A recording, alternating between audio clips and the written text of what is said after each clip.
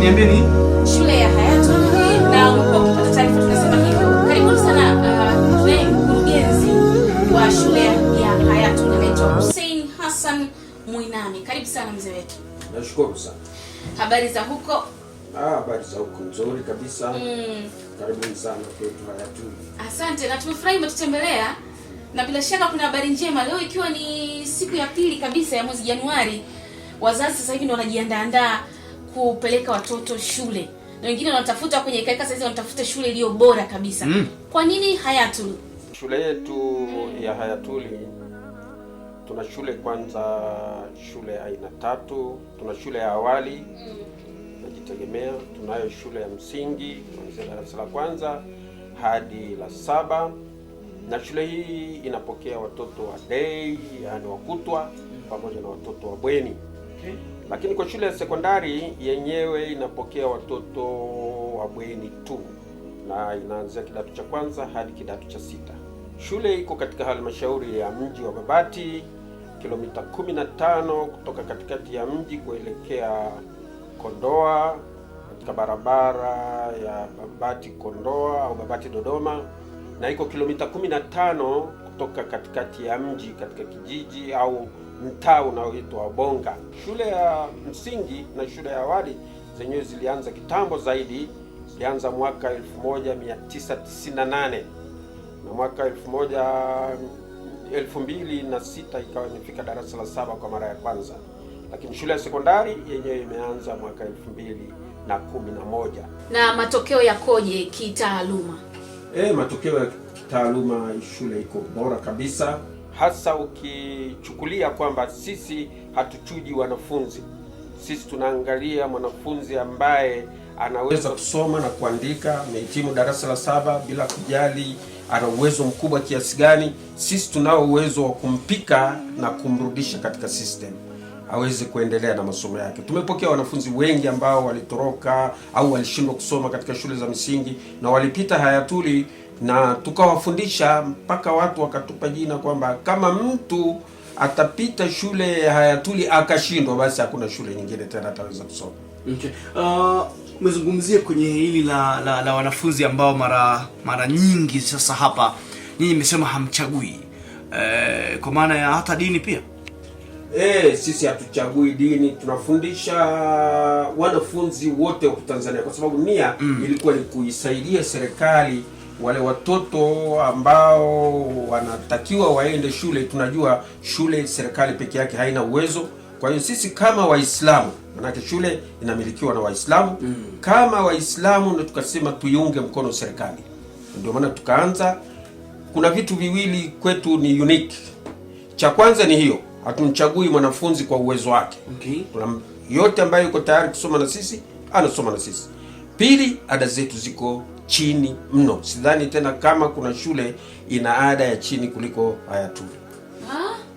Hii ni habari njema sana kwa wazazi. Na analipa kwa awamu ngapi? Zile 2 kama kawaida? Analipa kwa awamu 2 tu.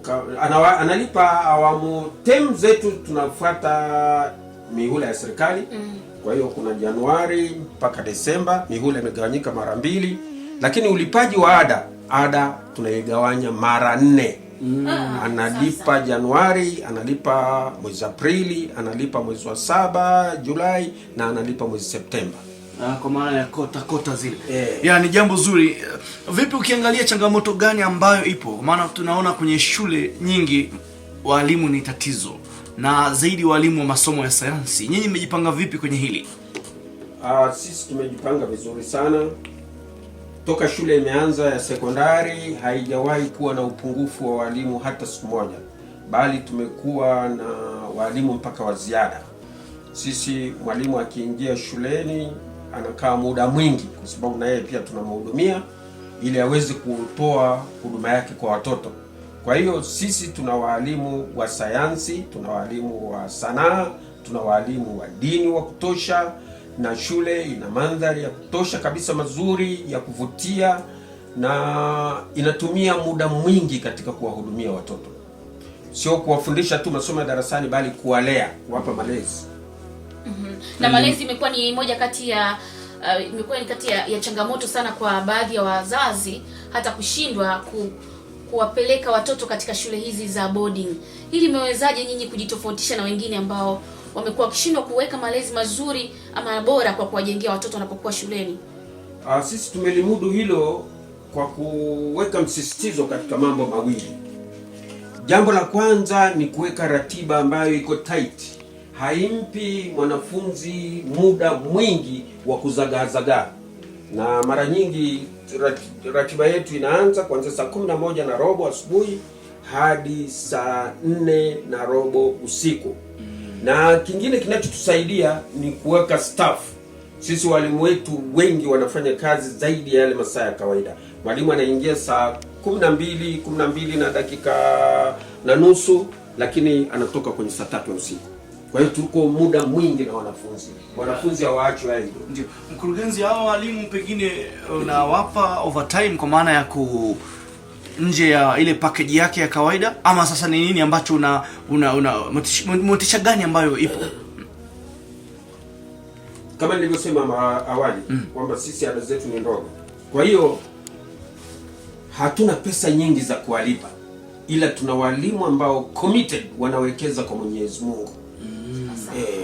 Mtu akifika kwanza tunamsomesha, je, yuko tayari kufanya kazi, alipwe na Mwenyezi Mungu. Akikubali basi anafanya kazi vizuri sana na kwa masaa yote na bila overtime. Mkurugenzi, Hayatul inaonyesha ni shule ya kisasa kabisa kwa hapa tuseme mkoa wa Manyara. Pengine na Tanzania inaweza kawa imeshika nafasi kubwa ama ya juu kabisa. Kwa nini mlifikiria kuweka CCTV kamera katika shule yenu? Na hii naona kama imeongeza ubora mpaka umetushangaza. Kwa ujumla lazima tuende na teknolojia. Siku hizi watu wanasema kitu cha kwanza kabisa unapokaa hapa duniani muogope Mungu, lakini cha pili ogopa teknolojia. Kwa sababu teknolojia kama huamini kwamba Mungu anakuona mahali pote, sasa sisi tukasema teknolojia itakuona kila mahali. Kwa hiyo shule yetu ina uzio kuzunguka shule kuhakikisha watu wote na mali zote za shule zinakuwa katika usalama, lakini tunakuwa na uwezo wa kumuona kila mtu na kila kitu anachokifanya katika maeneo yetu ya shule. Sasa ni nafasi ambayo pia unaweza ukaitumia mkurugenzi kuambia Watanzania wanaotusikiliza sasa hivi, watu wa Manyara, kwa maana ya nini ambacho nataka kuambia, lakini pia hapo unaweza kututajia ni maeneo gani, kwa sababu tunaambiwa kwamba forms zinapatikana. Tumeambiwa kule Kondoa, kuna wasikilizaji wetu wa Kondoa kule. Utaambia kama akiwa Kondoa anazipata wapi hizo form kwa ajili ya kumwezesha kuzijaza mzazi na mtoto wake kuweza kufika katika shule ya Hayatul. Kama tulivyosema, pointi za kuchukulia form zile hard copy ni chache.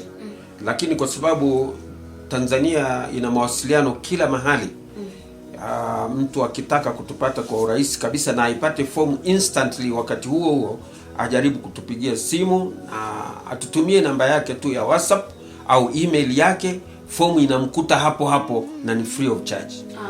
Kwa hiyo form zile ni bure.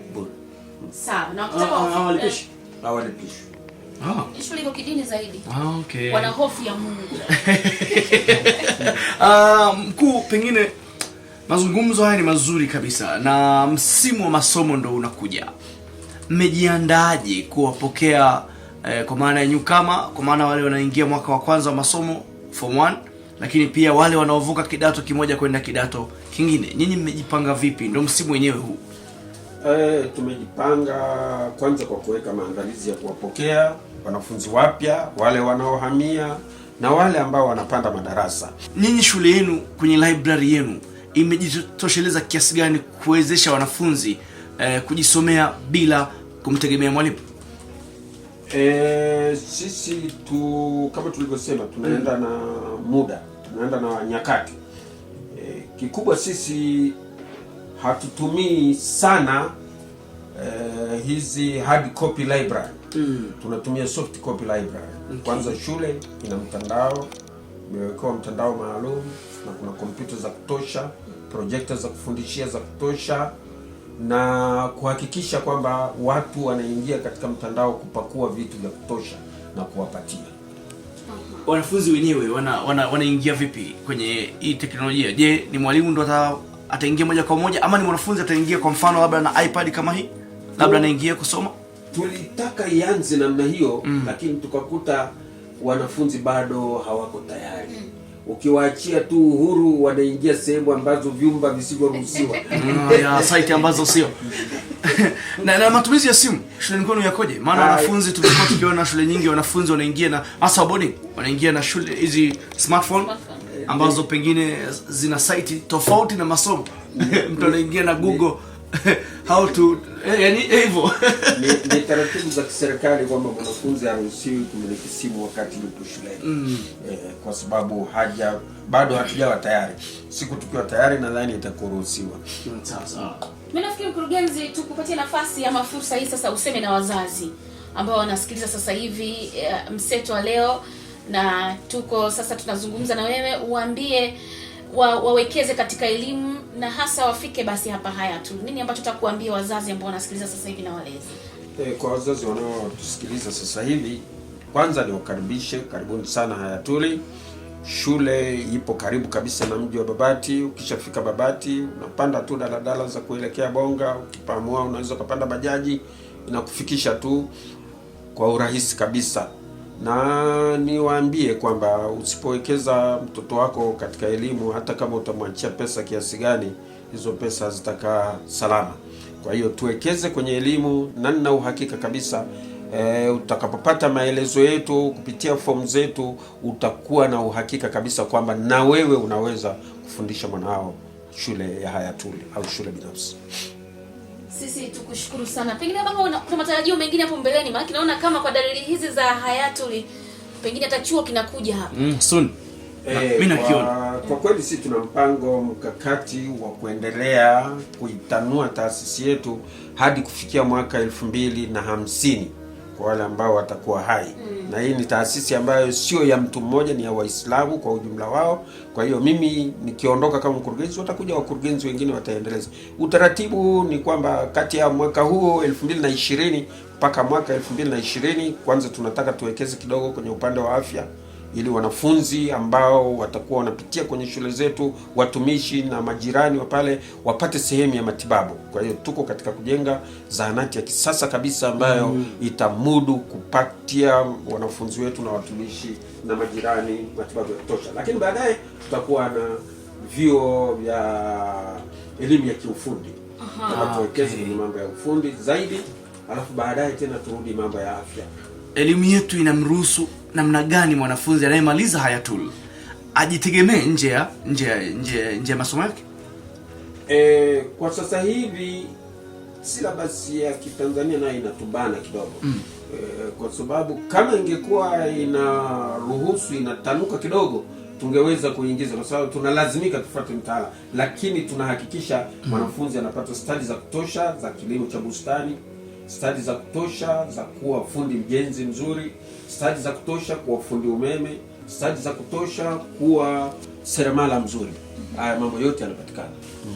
Kwa hiyo wale ambao wanahitaji mawasiliano ya moja kwa moja wanaweza kupiga 0752 50 65 23 0752 50 65 23 au 0788 03 0052. Kipiga hizi utanipata mimi mwenyewe hapa na nitakuhudumia, na hii simu iko wazi saa 24. Kama kuna kitu ambacho mimi napambana nacho ni bullying katika wanafunzi. Hicho kitu hatukivumilii. Kesi ya bullying naisikiliza moja kwa moja, haipitii kwa mtu. Na katika shule zilizotulia, kwa sababu mimi pia nimepita mashuleni na nasikia shule zingine, kwa kweli shule zetu haina mkorogo wa aina hiyo. Kwa sababu kama nilivyosema, staff ipo mpaka saa 3 usiku. Na haina udini. Haina udini. Hilo lizingatiwe. Haina udini. Hiyo taarifa iko rasmi kabisa. Yeye watu wazima wanaruhusiwa kuja kusoma. Anaitwa Hamisi Mwanaji kutoka Mamira amesema hivyo. Nimekwambia utavutika, yani mazingira yale na jinsi ilivyo kwa shule. Ni mwenyewe yani nimevutika. Mkurugenzi, tunaruhusiwa kurudi shule? Turudi.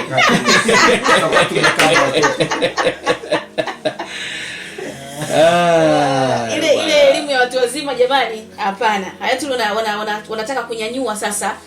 Wanasema vipaji vipya. Watoto wapate elimu vizuri. Kwa hiyo watu wawahi. Jamani, namba ni hizi za form. Ukimpigia mkurugenzi mwenyewe atakupokea na kukuhudumia vizuri.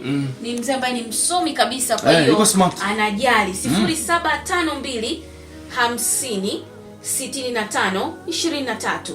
Tairudia tena 0752 50 65 23 au 0788 03 00 52.